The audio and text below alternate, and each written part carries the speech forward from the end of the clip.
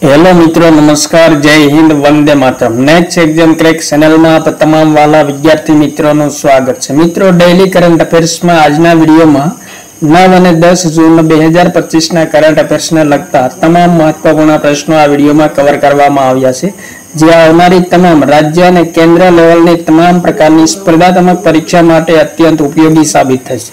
तो मित्रों, જોઈએ આ વિડિયોમાં 9 અને 10 જૂન 2025 ના કરંટ અફેર્સ ને લગતા તમામ મહત્વપૂર્ણ પ્રશ્નો।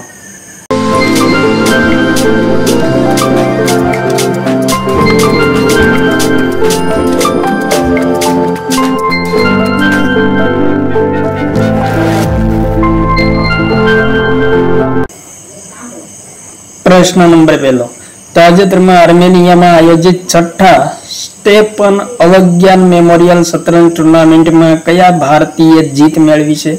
સાત્વિક Sairaj Rankireddy, Arvind Chidambaram, R Praggnanandhaa, D Gukesh. Important પ્રશ્ન મિત્રો। તો પ્રશ્નનો જવાબ થશે મિત્રો ઓપ્શન નંબર બી, અરવિંદ ચિદમ્બરમે સ્ટેપન અવજ્ઞાન મેમોરિયલ શતરંજ ટુર્નામેન્ટમાં જીત મેળવી છે। ત્યારબાદ આગળનો પ્રશ્ન, ભારત ઇંગ્લેન્ડ ટેસ્ટ સિરીઝનું નવું નામ એન્ડરસન તેંડુલકર ટ્રોફી કોણે રાખ્યું છે? વેરી મોસ્ટ ઇમ્પોર્ટન્ટ પ્રશ્ન મિત્રો, પ્રશ્નોને સ્ટાર મારજો।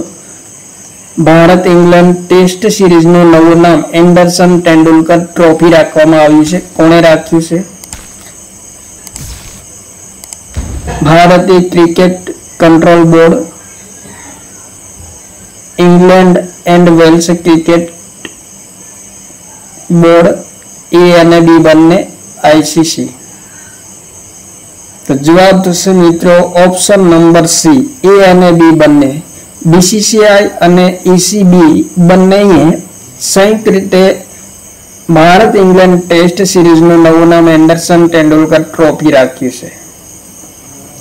ત્યારબાદ પ્રશ્ન નંબર 3, તાજેતરમાં વિશ્વ મહાસાગર દિવસ ક્યારે મનાવવામાં આવ્યો છે? ઇમ્પોર્ટન્ટ પ્રશ્ન।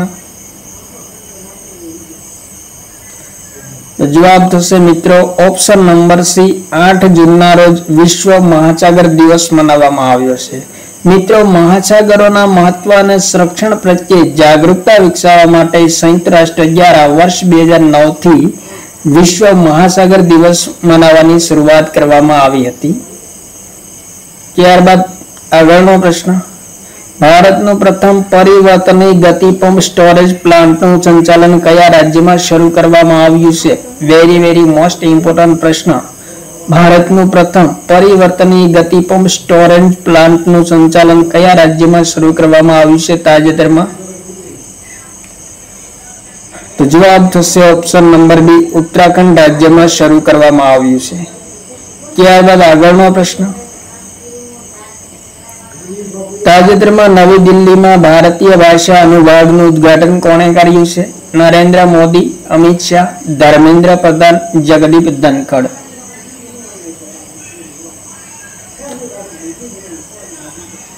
તો પ્રશ્નનો જવાબ થશે મિત્રો ઓપ્શન નંબર બી, કેન્દ્રીય ગૃહ અને સહકારિતા મંત્રી અમિત શાહ દ્વારા નવી દિલ્હીમાં ભારતીય ભાષા અનુભાગનું ઉદ્ઘાટન કરવામાં આવ્યું છે તાજેતરમાં। ત્યારબાદ આગળનો પ્રશ્ન, તાજેતરમાં કયા રાજ્યના ધનુષકોડીમાં ગ્રેટર ફ્લેમિંગો અભયારણ્યની સ્થાપના કરવામાં આવી છે? આ પ્રશ્ન મિત્રો ઇમ્પોર્ટન્ટ છે, આ પ્રશ્નને પણ સ્ટાર મારજો। ગ્રેટર ફ્લેમિંગો અભયારણ્યની સ્થાપના કયા રાજ્યમાં કરવામાં આવી છે?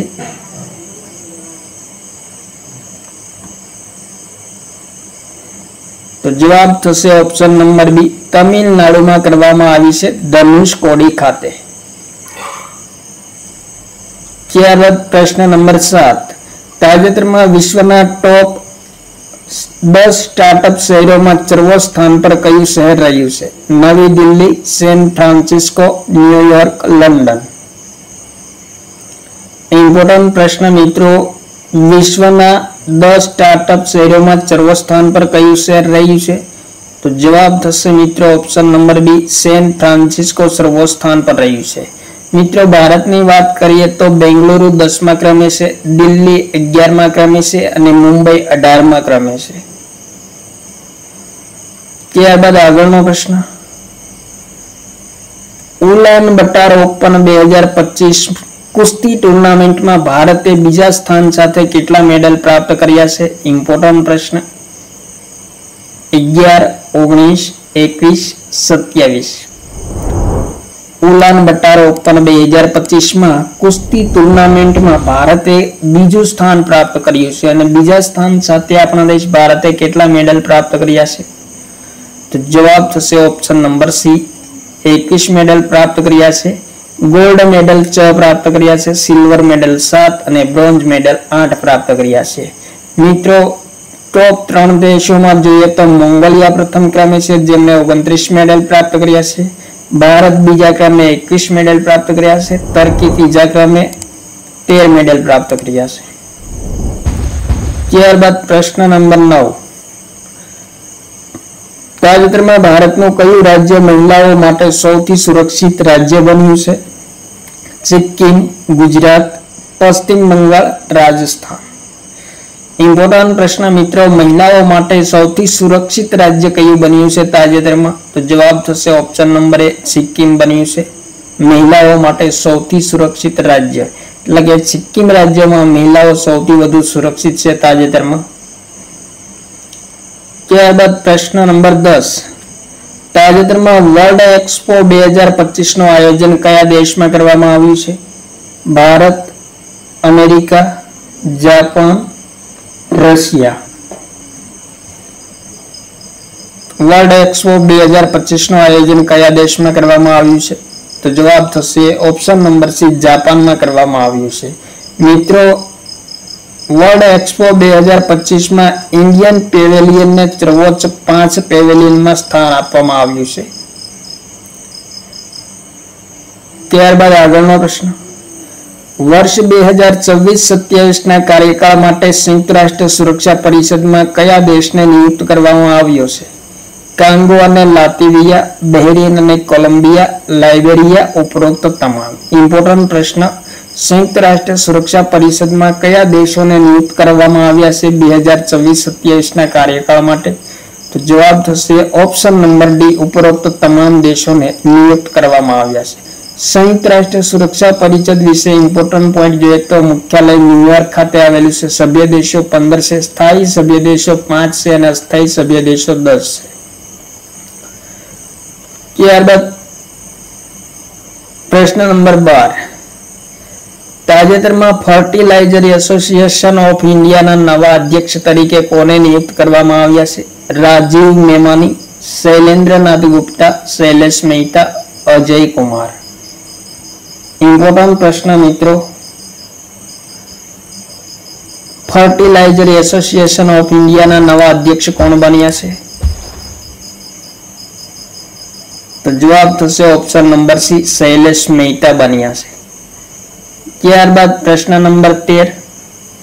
તાજેતરમાં પ્રધાનમંત્રીની આર્થિક સલાહકાર પરિષદના નવા અધ્યક્ષ તરીકે કોને નિયુક્ત કરવામાં આવ્યા છે?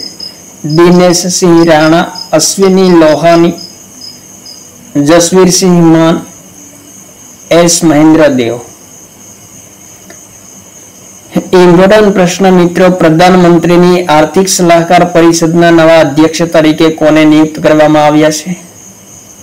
તો જવાબ થશે option number D, S Mahendra દેવને નિયુક્ત કરવામાં આવ્યા છે.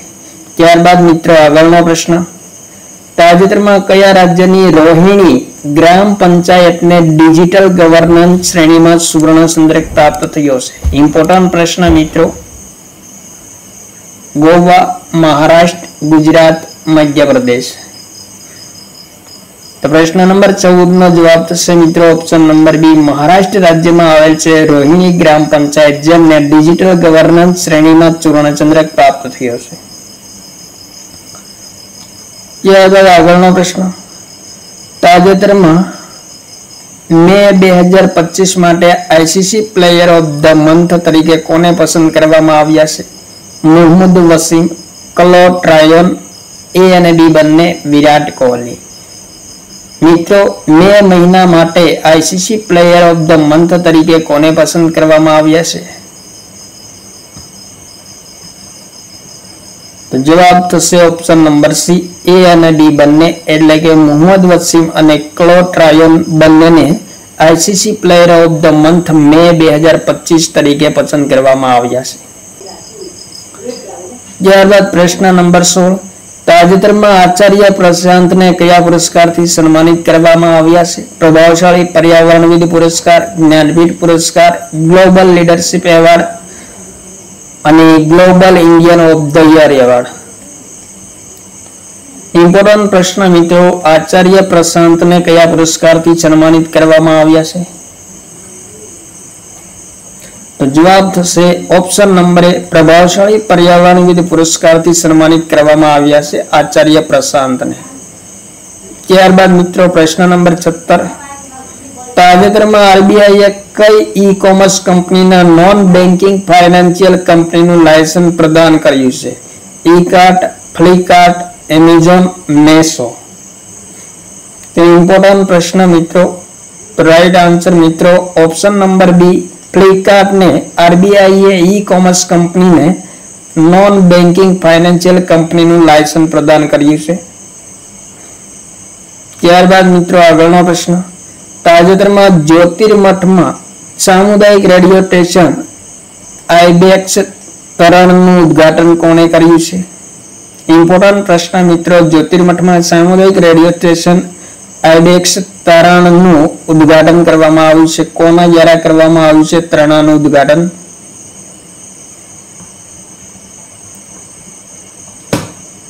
તો જવાબ થશે option number B, Upendra Dwivedi દ્વારા ઉદ્ઘાટન કરવામાં આવ્યું છે।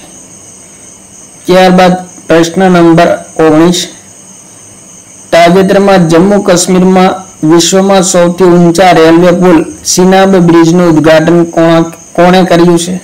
ઇમ્પોર્ટન્ટ પ્રશ્ન મિત્રો, જમ્મુ કાશ્મીરમાં વિશ્વના સૌથી ઊંચા રેલવે પુલનું ઉદ્ઘાટન કરવામાં આવ્યું છે અને આ પુલનું નામ શું છે? તો સિનાબ બ્રિજ છે, જેમનું ઉદ્ઘાટન કોણે કર્યું છે તાજેતરમાં?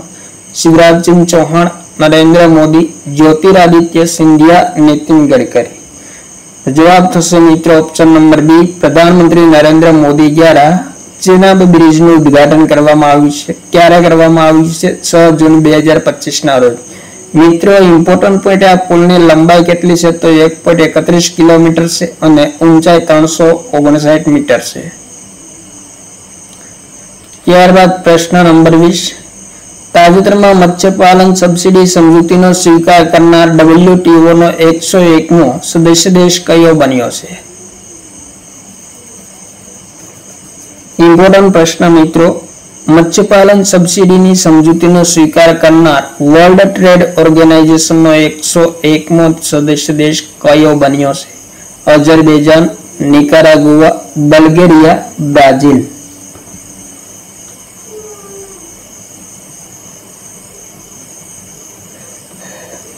તો જવાબ થશે ઓપ્શન નંબર બી, નિકારાગુઆ દેશ 101મો સદસ્ય દેશ બન્યો છે મત્સ્યપાલન સબસિડી સમજૂતીનો સ્વીકાર કરનાર।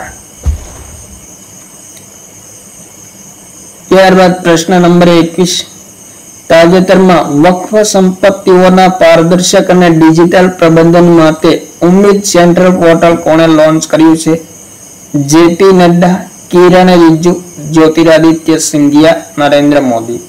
ઇમ્પોર્ટન્ટ પ્રશ્ન મિત્રો, વક્ફ સંપત્તિઓના પારદર્શક અને ડિજિટલ પ્રબંધન માટે ઉમ્મીદ સેન્ટ્રલ પોર્ટલ લોન્ચ કરવામાં આવ્યું છે તાજેતરમાં।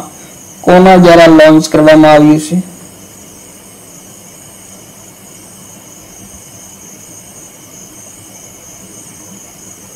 તો જવાબ થશે ઓપ્શન નંબર બી, કેન્દ્રીય મંત્રી કિરણ રિજિજુ દ્વારા ઉમ્મીદ સેન્ટ્રલ પોર્ટલને લોન્ચ કરવામાં આવ્યું છે। ત્યારબાદ પ્રશ્ન નંબર 22, તાજેતરમાં કયા રાજ્યની સરકારે ફેક્ટરીઓમાં મહિલાઓને રાત્રિ પાળી કામ કરવા સંબંધિત વિધેયકને મંજૂરી આપી છે? ઇમ્પોર્ટન્ટ પ્રશ્ન, મહારાષ્ટ્ર, આંધ્રપ્રદેશ, પશ્ચિમ બંગાળ, બિહાર। તો પ્રશ્ન નંબર 22 નો જવાબ થશે મિત્રો ઓપ્શન નંબર બી, આંધ્રપ્રદેશ રાજ્યની સરકારે ફેક્ટરીઓમાં મહિલાઓને રાત્રિ પાળી કામ કરવા સંબંધિત વિધેયક પસાર કર્યો છે, જેમને મંજૂરી આપી છે આંધ્રપ્રદેશ રાજ્ય સરકારે। તો આ હતા મિત્રો 9 અને 10 જૂન 2025 કરંટ અફેર્સને લગતા તમામ મહત્વપૂર્ણ પ્રશ્નો જે આગામી તમામ સ્પર્ધાત્મક પરીક્ષા માટે અત્યંત ઉપયોગી સાબિત થશે. થેન્ક યુ મિત્રો. જય હિન્દ. વંદે માતરમ.